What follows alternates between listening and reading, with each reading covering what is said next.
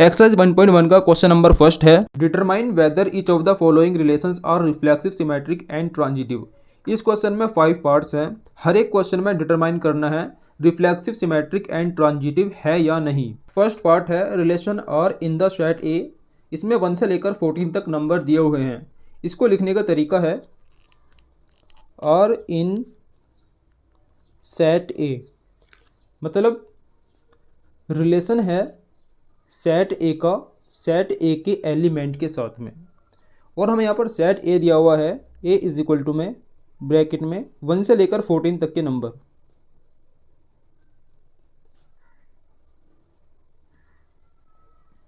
और क्वेश्चन में रिलेशन दिया हुआ है x, y का रिलेशन दिया हुआ है जब 3x माइनस का y इज इक्वल टू में 0 होगा। कि हम 3x माइनस के y को लिख सकते हैं y इज इक्वल टू में 3x, बिल्कुल लिख सकते हैं। अब हमें इसको रोस्टर फॉर्म में यानी कि पेयर में लिखना होगा। और इज इक्वल टू में अब देखो तुम, अगर हम x की वैल्यू को 1 रखें 3 इंटू में 1 तो y की वैल्यू हो जाएगी 3। अगर हम x की वैल्यू को 2 रखें तो y की वैल्यू हो जाएगी 6। अगर हम 3 रखें x की वैल्यू को तो हो जाएगी y की वैल्यू 9। अगर हम 4 रखें x की वैल्यू को तो हो जाएगी 12 y की वैल्यू।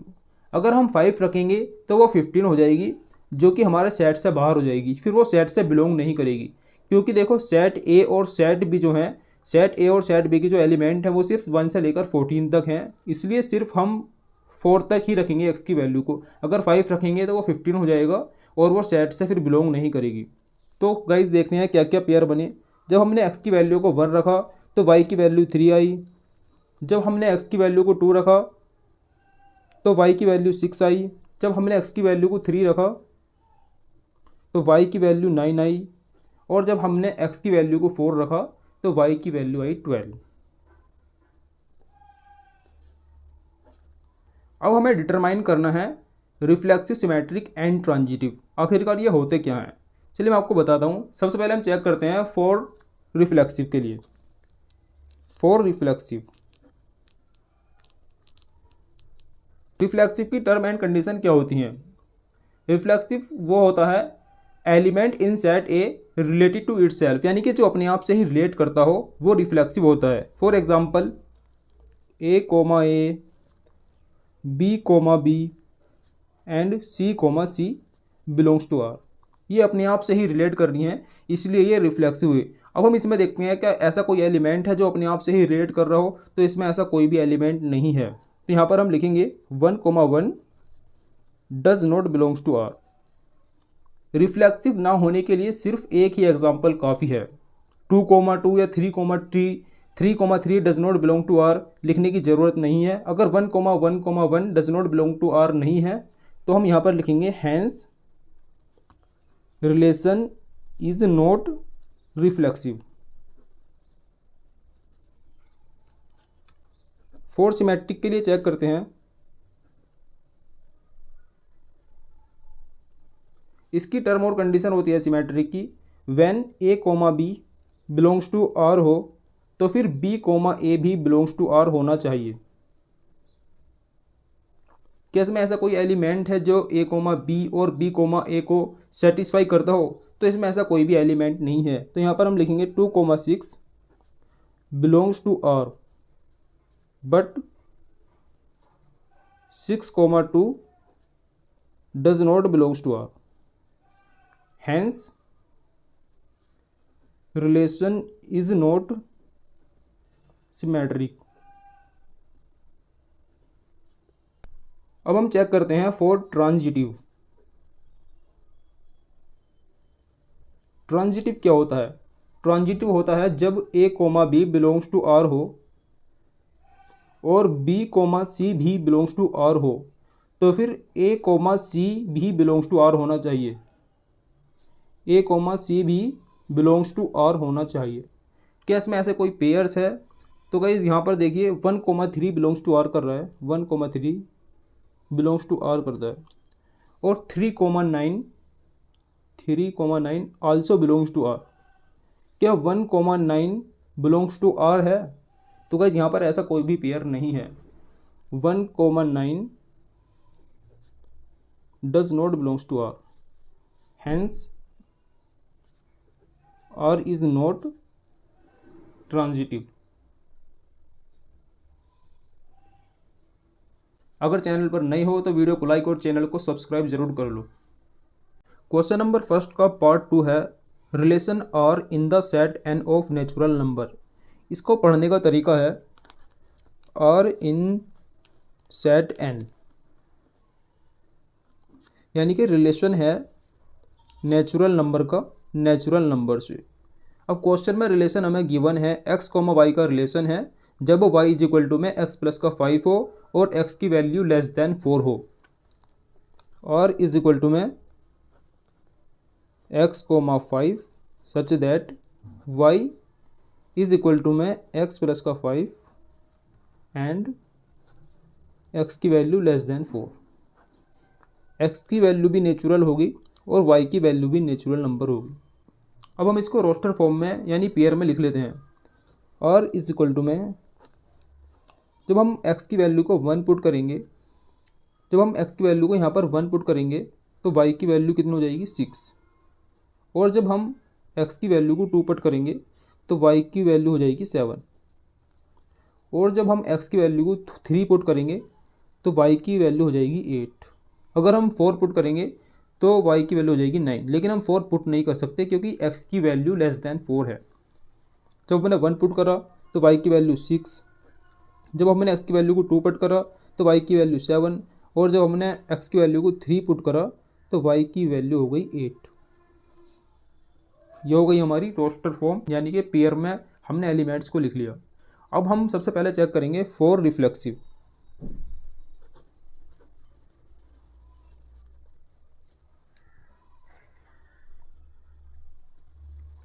रिफ्लेक्सिव की टर्म एंड कंडीशन क्या होती है? जो एलिमेंट रिलेटेड टू इटसेल्फ होता है वो रिफ्लेक्सिव होता है, यानी कि अपने आप से रिलेट करता है। For example a, belongs to r, b, belongs to r, c, also belongs to r। अगर ये सब कंडीशन सेटिस्फाई हैं तो वो रिफ्लेक्सिव है, अदरवाइज नहीं है। तो इसमें ऐसा कोई भी एलिमेंट नहीं है जो कि रिलेटेड टू इटसेल्फ हो, अपने आप से रिलेट करता हो, इसलिए यहाँ पर हम लिखेंगे 1, does not belongs to R.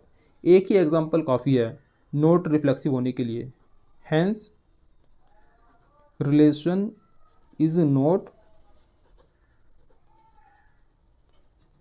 Reflexive.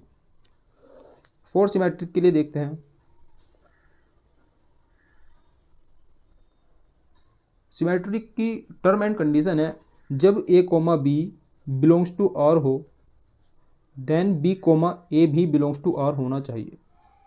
तो देखते हैं गाइस, 2, 7 बिलोंग्स टू r है, but 7, 1 does not belongs to r, इसलिए ये नॉट सिमेट्रिक हो जाएगा। Hence r is not symmetric.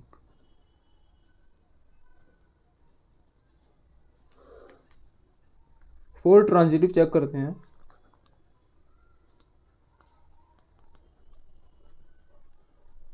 Transitive की टर्म एंड कंडीशन होती है जब a, b belongs to r हो और b, c belongs to r हो, देन a, c भी बिलोंग्स टू r होना चाहिए।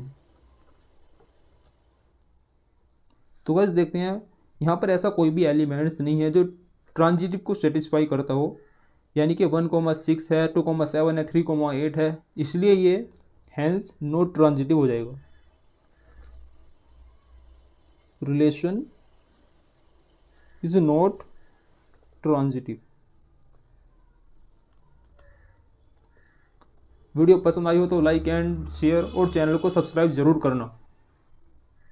क्वेश्चन नंबर फर्स्ट का पार्ट 3 है relation R in the set A. इसको करने का तरीका है आर इन द सेट ए,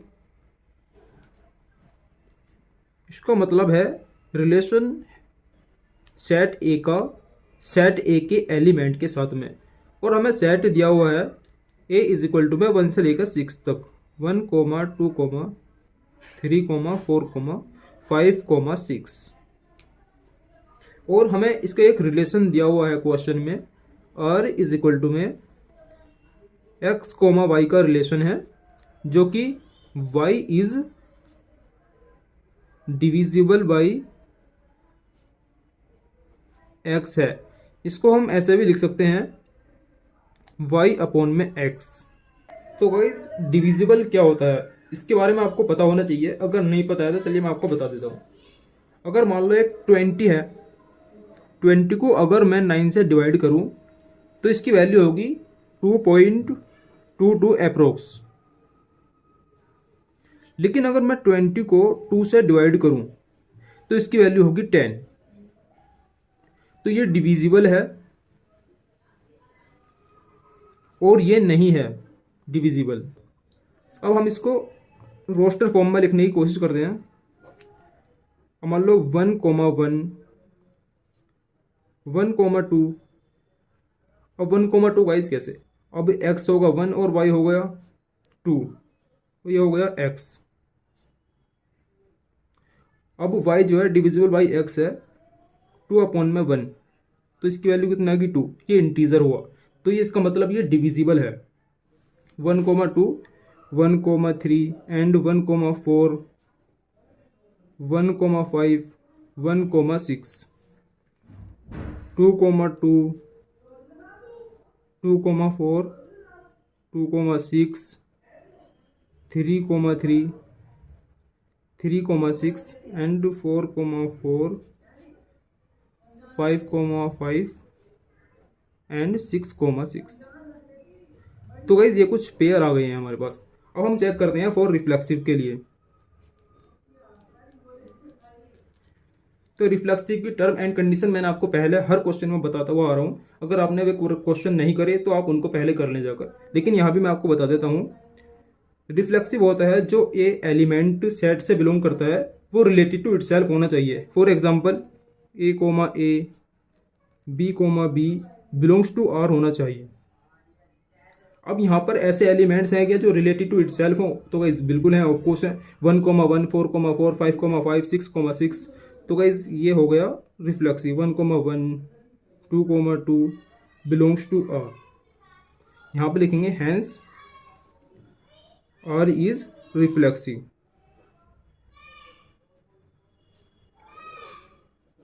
अब चेक करते हैं फॉर सिमेट्रिक के लिए।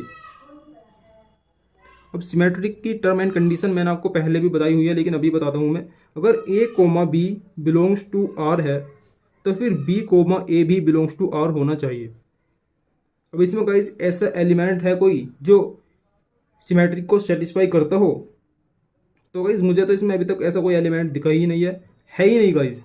अब मान लो 2,4 बिलोंग्स टू R है, लेकिन 4,2 does not belongs to R। 2,4 belongs to R करता है, लेकिन 4,2 इसमें कहीं पर भी नहीं है जो कि बिलोंग करता हो। Hence relation is not symmetric. अब लास्ट बचा है हमारा फॉर ट्रांजिटिव। ट्रांजिटिव की टर्म एंड कंडीशन होती है जब A, B belongs to R हो और B, C belongs to R हो, तो फिर A, C भी बिलोंग्स टू R होना चाहिए। तो गाइस देखते हैं, चलिए इसमें। अब देखो 1,3 बिलोंग्स टू R है, 1,3 बिलोंग्स टू R है एंड 3,6 भी बिलोंग्स टू R है। क्या 1,6 भी बिलोंग्स टू R है? तो गाइस ऑफ कोर्स है, 1,6 भी बिलोंग्स टू R है। 1,6 also belongs to R। Hence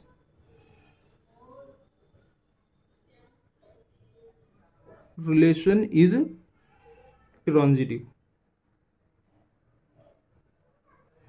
तो गाइस क्वेश्चन हो चुका है कंप्लीट। अगर आप चैनल पर नए हो, वीडियो को फर्स्ट टाइम देख रहे हो, तो वीडियो को लाइक करो एंड चैनल को सब्सक्राइब जरूर करो, आपका फायदा होगा।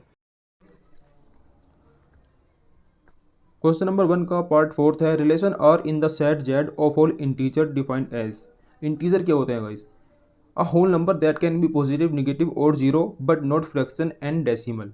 यानी कि होल नंबर जो पॉजिटिव भी हो सकते हैं, नेगेटिव भी हो सकते हैं और जीरो भी हो सकते हैं, लेकिन फ्रैक्शन और डेसिमल में नहीं हो सकते, उसका हमें एक सेट दिया हुआ है।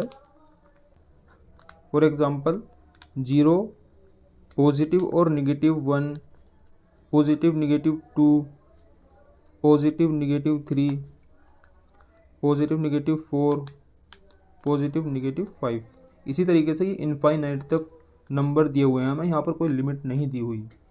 अब इस क्वेश्चन को पढ़ने का तरीका और लिखने का तरीका क्या है, इसमें कहा है कि relation R in the set Z. हम सबसे पहले लिखेंगे R in the set Z.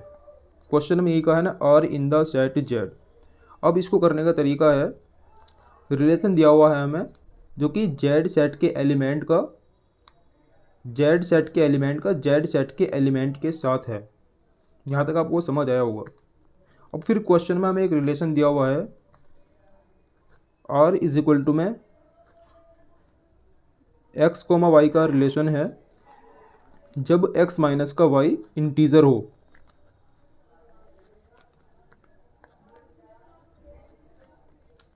ये समझ में आया? यानी कि एक्स कोमा वाई का जब रिलेशन है जब हम एक्स माइनस का वाई करें वो इंटीजर हो, यानी कि अगर हमने 1 माइनस का 1 करा। अब हम यहाँ पर इसको रोस्टर फॉर्म में यानी कि पेयर्स में लिखने की कोशिश करते हैं।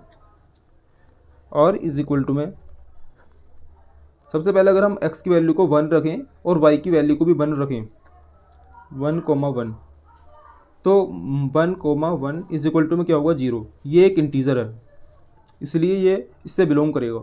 इसी तरीके से 2,2, 3,3, 2,1 एंड 1,2। 2,1 कैसे? 2 माइनस का 1, अगर 2 की वैल्यू x की वैल्यू 2 हो और y की वैल्यू माइनस का 1 तो क्या होगा 1। ये भी एक इंटीजर है। और 2,4 हो गया गाइज, 4,6 हो गया एंड 2,6। इसी तरीके से इनफाइनाइट तक हो जाएंगे ये, लेकिन हमारे लिए ये काफ़ी है क्वेश्चन करने के लिए। अब हम सबसे पहले फॉर रिफ्लेक्सिव के लिए चेक करते हैं। रिफ्लेक्सिव की टर्म एंड कंडीशन क्या होती है? वो एलिमेंट जो अपने आप से ही रिलेट करता हो, यानी कि रिलेटेड टू इटसेल्फ हो। For example a, b belongs to r। अब इसमें तो बहुत सारे ऐसे एलिमेंट्स हैं जो कि अपने आप से रिलेट करते हैं। For example 1,1, 2,2, 3,3। यहाँ पर हम लिखेंगे 1,1 and 2,2, 3,3 belongs to r, therefore R is reflexive. अब चेक करते हैं फॉर सिमेट्रिक के लिए। सिमेट्रिक की टर्म एंड कंडीशन होती हैं जब a, b बिलोंग करता हो R से तो फिर b, a भी बिलोंग्स करना चाहिए R से। किसमें ऐसे कोई एलिमेंट्स हैं? तो गाइस ऑफ कोर्स है 2,1 बिलोंग्स करता है R से और 1,2 भी बिलोंग करता है R से, 1,2 भी बिलोंग करता है R से। हैंस इसीलिए रिलेशन इज सिमेट्रिक।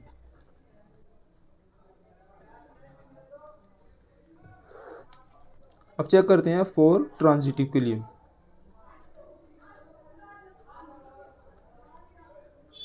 ट्रांजिटिव की टर्म एंड कंडीशन होती है जब a, b बिलोंग करता हो R से और b, c भी बिलोंग्स करता हो R से तो फिर a, c भी बिलोंग्स करना चाहिए R से। For example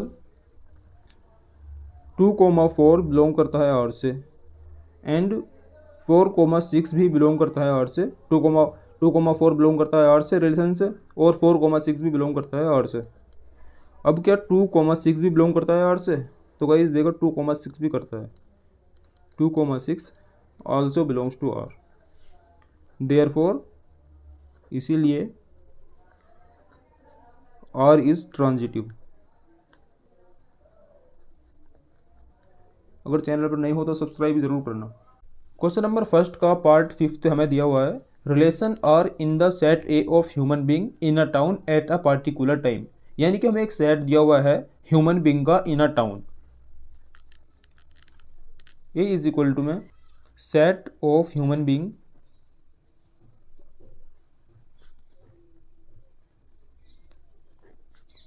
in a town.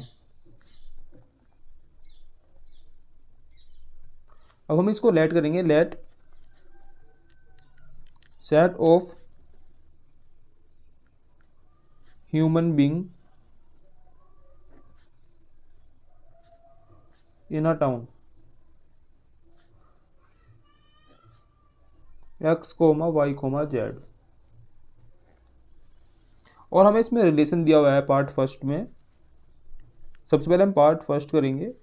और इज इक्वल टू में x, y का रिलेशन है जब x and y work at same place, यानी कि x एंड y कोई पर्सन है वो वर्क करते हैं सेम प्लेस पर। अब हम इसको रोस्टर फॉर्म में लिखने की कोशिश करते हैं, यानी कि इसको पेयर में लिखते हैं अब हम। और इज इक्वल टू में x, x। तो गाइस जहाँ पर x वर्क करेगा वहीं पर x वर्क करेगा, क्योंकि x एक पर्सन है। इसी तरीके से y, y, z, और जब गाइस x एंड y तो एक जगह वर्क कर ही रही हैं, x, y, y, x and y, z, x, z, ये सब बिलोंग करते हैं रिलेशन से। अब हमें रिफ्लेक्सिव के लिए चेक करते हैं सबसे पहले। फॉर रिफ्लेक्सिव, तो रिफ्लेक्सिव की टर्म एंड कंडीशन क्या होती है? जो भी एलिमेंट रिलेटेड टू इटसेल्फ हो वही रिफ्लेक्सिव होता है। For example x, x, y, y, z, चलिए एग्जांपल के तौर पर a, b, b belongs to r। अगर ये सिचुएशन है तो फिर रिलेशन जो है वो रिफ्लेक्सिव है। अब इसमें ऐसे एलिमेंट्स हैं, देखो x, x, y, y, z, कई सारे एलिमेंट्स हैं इसमें, तो इसलिए ये क्या होगा? Reflexive. x, x, y, y belongs to r, hence इसलिए रिलेशन इज रिफ्लेक्सिव।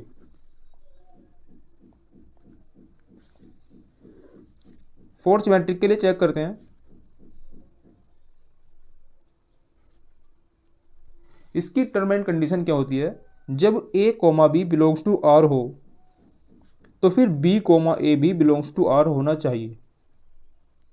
कि इसमें ऐसे एलिमेंट्स हैं जो कि सिमेट्रिक को सेटिस्फाई करते हो, तो गाइस बिल्कुल है। x, y बिलोंग करता है r से, x, y बिलोंग करता है r से, क्योंकि x and y work at same place, यानी ये दोनों एक जगह काम करते हैं। तो क्या गाइस y, x भी एक जगह काम करते होंगे? तो गाइस बिल्कुल ऑफकोर्स करते होंगे। y, x also belongs to r। अब तुम खुद ही सोचो ना, जब x, y एक जगह काम करते हैं तो y, x भी तो एक जगह ही काम करते होंगे, हैंस इसीलिए r इज सिमेट्रिक।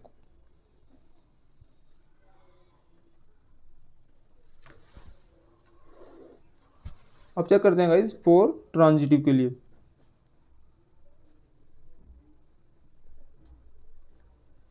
इसकी टर्म एंड कंडीशन होती है जब a, b belongs to r हो और b, c भी बिलोंग्स टू r हो तो फिर a, c also belongs to r करना चाहिए, यानी कि a, c भी बिलोंग्स टू r होना चाहिए। क्या इसमें ऐसी सिचुएशन और कंडीशन है? क्या ये ट्रांजिट को सेटिस्फाई करता है? तो गाइस बिल्कुल करता है। देखो x, y बिलोंग करता है r से, x, y belongs to r and y, z भी बिलोंग करता है r से, y, z also belongs to r। अब गाइस देखो x, z बिलोंग करता है या नहीं? तो गाइस बिल्कुल करता है। x, z also belong to r, x, z also belong to r, hence r is transitive.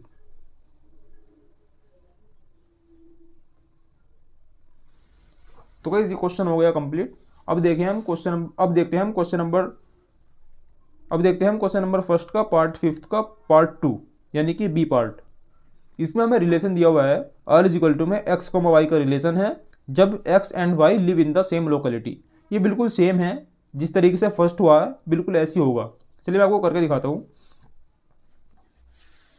हमें रिलेशन दिया हुआ है आर इज इक्वल टू में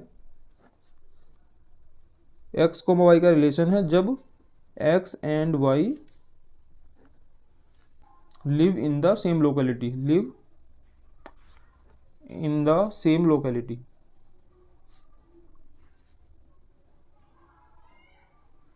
यानी कि दोनों एक जगह रहते हैं एक्स एंड वाई। तो भाई इसको हम रोस्टर फॉर्म में लिख लेते हैं सबसे पहले, आर इज इक्वल टू में एक्स कोमा एक्स। तो भाई जहाँ पर एक्स रहता होगा वहीं पर एक्स रहता होगा, इसी तरीके से जहाँ पर वाई रहता होगा वहीं पर वाई रहता होगा, इसी तरीके से जहाँ पर जेड रहता होगा वहीं पर दूसरा जेड भी रहता होगा। ये सब यानी कि एक ही है, ये रिफ्लेक्शन अपने आप का। इसी तरीके से गाइस जब X comma Y also belongs to R, यानी कि जहाँ पर एक्स रहता होगा वहीं पर वाई, तो गाइस जहाँ पर वाई रहता होगा वहीं पर एक्स रहता होगा। इसी तरीके से गाइस वाई कोमा जेड, जहाँ पर वाई रहता होगा वहीं पर जेड रहता होगा, और जहाँ पर एक्स रहता होगा वहीं पर जेड रहता होगा। क्योंकि जहाँ पर वाई रहता है वहाँ पर एक्स रहता है, और जहाँ पर वाई रहता है वहाँ पर जेड भी है, तो फिर एक्स कोमा वाई भी तो बिलोंग करोगे ना आर से। अब हम इसके लिए चेक करते हैं for reflexive, symmetric and transitive. सबसे पहले चेक करते हैं हम फॉर रिफ्लेक्सिव। रिफ्लेक्सिव की टर्म एंड कंडीशन मैंने अभी आपको ऊपर बताई, जब A comma B comma C belong to R करते हो तो फिर वो रिफ्लेक्सिव है, यानी कि जो भी एलिमेंट रिलेटेड टू इटसेल्फ हो, अपने आप से रिलेट करता हो, वो रिफ्लेक्सिव है। अब इसमें देखो अपने आप से रिलेट करते हैं X comma X Y comma Y, X comma X Y comma Y belongs to R, hence R is reflexive. For symmetric, for symmetric के लिए चेक करते हैं गाइस, तो इसकी टर्म एंड कंडीशन मैंने इसके भी ऊपर बताई अभी आपको। जब X comma Y belongs to R है, ये वाला पेयर, तो फिर वाई कोमा एक्स भी बिलोंग्स टू आर होना चाहिए। तो गाइस बिल्कुल है, Y comma X also belongs to R, hence R is symmetric. Guys मैं आपको हर एक क्वेश्चन अच्छे से कराऊंगा। अगर आप नए हो चैनल पर तो वीडियो को लाइक और चैनल को सब्सक्राइब जरूर कर लेना। फॉर ट्रांजिटिव के लिए चेक करते हैं अब। तो गाइस देखो X comma Y belongs to R है, और वाई कोमा एक्स भी बिलोंग्स टू आर करता है, Y comma X belongs to R. नहीं guys Y comma Z also belongs to R. अब हमें ये देखना है कि X comma Z belong to R करता है या नहीं, X comma Z belongs to R करता है या नहीं। तो गाइस देखते हैं, तो गाइस बिल्कुल करता है, x comma Z also belongs to R. तो यहाँ पर लिखेंगे हैंस और इज रिलेशन इज ट्रांजिटिव।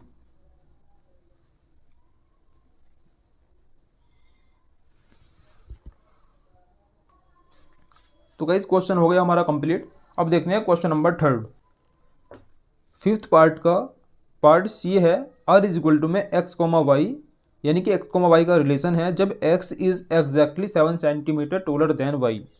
यानी कि पार्ट सी हमें दिया हुआ है, जिसका रिलेशन है, इसमें एक्स कोमा वाई का रिलेशन दिया हुआ है हमें, जब x is exactly 7 centimetre taller than Y. अब हम इसमें रिफ्लेक्सिव एंड सिमेट्रिक चेक करते हैं। फॉर रिफ्लेक्सिव,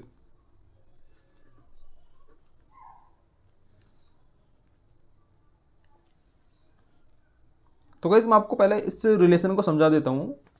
अब आप सोचो एक्स जो है वो 7 सेंटीमीटर टोलर देन वाई है, यानी कि ये कोई एक्स है जो कि 7 सेंटीमीटर, और ये वाई है, ये 7 सेंटीमीटर टोलर देन वाई है,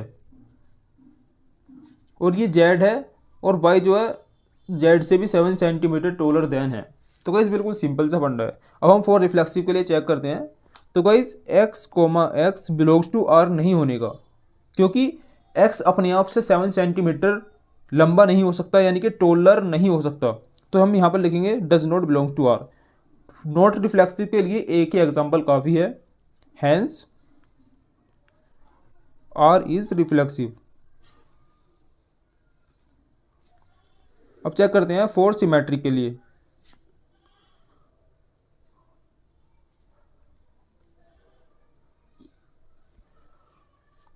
तो गाइज एक्स कोमा वाई तो बिलोंग करते हैं आर से, क्योंकि x is taller than y, belongs to R, but y comma x does not belong to R है। क्योंकि गाइज आप खुद ही सोचो, वाई कोमा एक्स कैसे बिलोंग कर सकता है आर से? जब एक्स टॉलर देन वाई है 7 सेंटीमीटर, तो वाई कैसा टॉलर हो सकता है? यहाँ पर हम लिखेंगे hence R is not symmetric.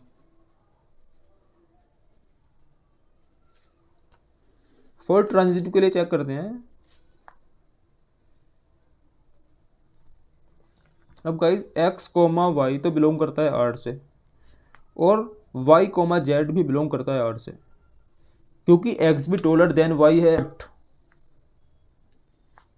X comma z does not belong to R, क्योंकि गाइज आप खुद सोचो, x 7 centimetre taller than y है और 7 centimetre y taller then Z है, तो फिर कैसे बिलोंग कर सकता है? Hence relation is not transitive.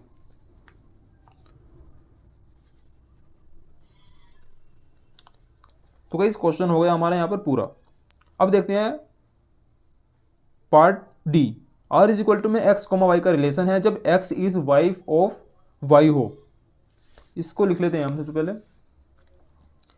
एक हमें डी पार्ट दिया हुआ है और इसमें रिलेशन दिया हुआ है, एक्स कोमा वाई का रिलेशन है जब x is wife of y हो, वाइफ ऑफ वाई हो। तो भाई सबसे पहले हम फॉर रिफ्लेक्सिव चेक कर लेते हैं। फॉर रिफ्लेक्सिव,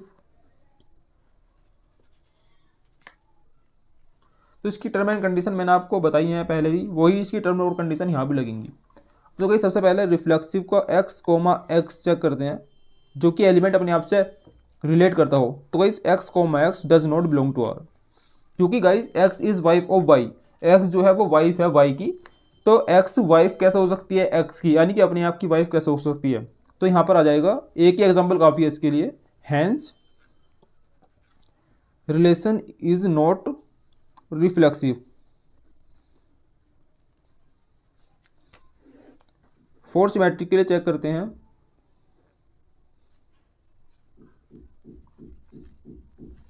तो गाइस एक्स कोमा वाई तो बिलोंग करती है आर से, क्योंकि x is wife of y, belong to R, but y comma x does not belongs to R. Y comma x does not belong to R, क्योंकि y कैसा wife हो सकता है एक्स की? एक्स खुद वाइफ है वाई की, तो वाई वाइफ नहीं हो सकता एक्स की। तो इसलिए हम यहाँ पर लिखेंगे hence R is not symmetric. तो कैसे आप इसका रीजन भी लिख सकते हो यहाँ पर, बहुत सिंपल है। सिंपल फोर ट्रांजिटिव चेक करते हैं।